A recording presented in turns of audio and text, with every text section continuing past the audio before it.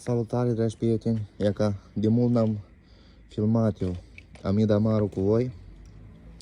Și deci, hai să începem, să vedem ce am găsit noi pe aici. Uite aici. De exemplu, un ventilator. O mașină pentru copii.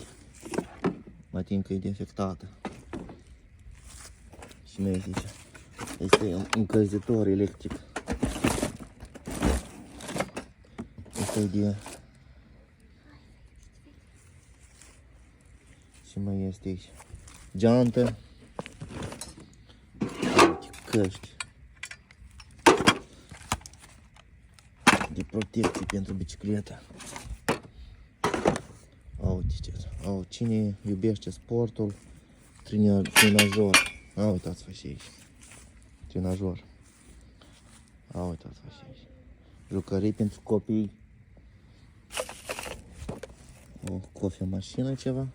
Uitați, și două biciclete, dragi prieteni. Două biciclete și un samocate. Uitați-vă și samocate.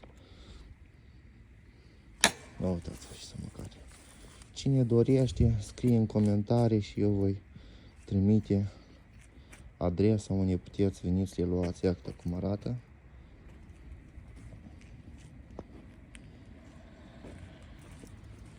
Claviatură, jucării diferite și cam așa ceva. I-am stat prietenaș o clipă, am mai zărit ceva.